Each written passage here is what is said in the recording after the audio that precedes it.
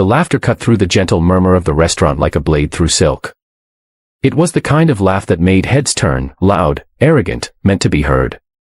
The man behind it sat confidently in a charcoal suit, a glint of mockery in his eyes as he waved a few crisp bills in his hand. Across from him stood a young waitress, poised, silent, her expression unreadable. For a moment, the world around her seemed to fade, the clinking of silverware, the low chatter, even the soft hum of jazz that usually filled the air, all replaced by the thundering pulse in her chest. He had laughed at her accent. He had mocked her struggle to pronounce a single word correctly. And he had thrown down a cruel challenge that would change everything. Serve me in English and I'll pay you $1,000. The young woman's name was Ariana Velasquez, a 23-year-old server who had been working double shifts for months to support her mother and younger brother back home in Guatemala. The restaurant, an elegant place called Maison de Lumière, wasn't the kind of place she ever imagined herself working in. The guests wore tailored suits, silk dresses, and colognes that whispered of wealth. Ariana, in her crisp white shirt and navy apron, felt invisible most days, except when someone wanted to make her feel small. But she bore it with quiet grace. Every tray she carried, every polite smile she offered, was a silent step toward the dream she refused to let die, to become a language teacher and open a small school in her hometown. That afternoon, the restaurant gleamed with daylight. Laughter echoed, glasses clinked, and soft sunlight filtered through crystal chandeliers. Ariana approached the table where the older man sat, Mr. Collins, a wealthy real estate magnate known for his loud voice and sharper tongue. Seated beside him were two women, his younger girlfriend Veronica, in an emerald green dress, and another woman in a beige top, Elaine, who appeared to be his assistant.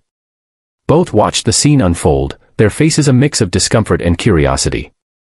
Ariana had just mispronounced a word while offering the menu in English, her voice hesitant. Mr. Collins seized the moment, smirking. "You work here, and you don't even know proper English," he chuckled, waving the bills in his hand. "Tell you what, sweetheart, if you can serve me in English properly, I'll give you $1,000. His words drew a few looks from other diners. Some shook their heads, others just stared, waiting to see what the young waitress would do. Ariana felt her cheeks burn. For a heartbeat, she wanted to run. But her mother's tired face flashed in her mind, the woman who stayed up late sewing, the woman who always said, "Don't let pride make you small, Mija.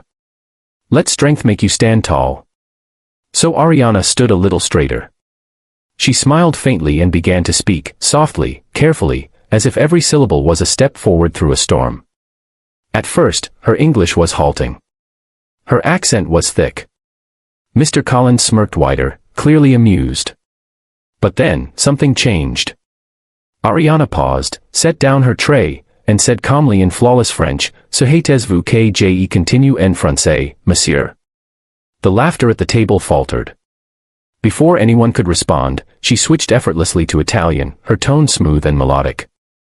Then German. Then Mandarin. Then Arabic. Each language flowed from her lips with grace and precision, her eyes steady, her voice unwavering. The restaurant had gone silent. Even the nearby tables turned their heads. Mr. Collins, who moments ago had been laughing, now sat frozen, his mouth slightly open. His red tie suddenly seemed too tight. The two women beside him looked stunned. Veronica's hand had stopped midair, her wine glass trembling slightly. Ariana took a quiet breath and returned to English, her tone polite but firm. "Would you prefer I continue in English, sir?" she asked. Her voice held no anger, no bitterness, only quiet dignity. The bills in Mr. Collins's hand slowly lowered to the table. His smirk was gone. For a long moment, he said nothing. Then he exhaled softly and looked at her with something unexpected, shame. After she walked away, the table remained silent. Mr. Collins leaned back, eyes downcast. For a man who measured everything by wealth and success, he had just been reminded that the true worth of a person could never be counted in dollars. Later that day, as Ariana cleared another table, the restaurant manager approached her. He looked nervous but proud. "Mr. Collins asked me to give you this," he said, handing her an envelope. Inside was a check, not for $1,000, but for $10,000.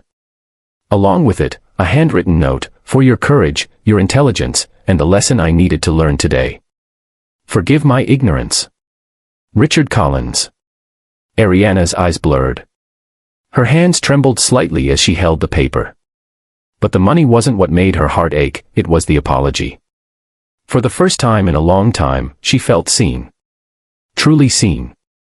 That night, as she walked home through the quiet streets, the city lights shimmered softly against the pavement. She thought about her mother, her brother, and the little dream of a school she carried in her heart. Maybe it wasn't so far away anymore. She had always believed that kindness could bloom even in the coldest places, and today, she had seen it happen. Weeks passed. The story spread online after a customer posted a video of the encounter. People around the world shared it, praising the young waitress who humbled a millionaire without ever raising her voice. But Ariana stayed the same, humble, hardworking, grateful. She still served coffee with a smile, still saved every dollar she could, still dreamed of home. But now, she carried something stronger than hope. She carried proof that dignity and grace were worth more than gold.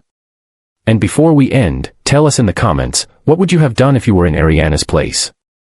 Would you have walked away, or stood your ground with courage and grace? Ariana's story is a reminder that sometimes the quietest voices teach the loudest lessons. In a world that often values power over compassion, she showed that true strength speaks softly, in any language.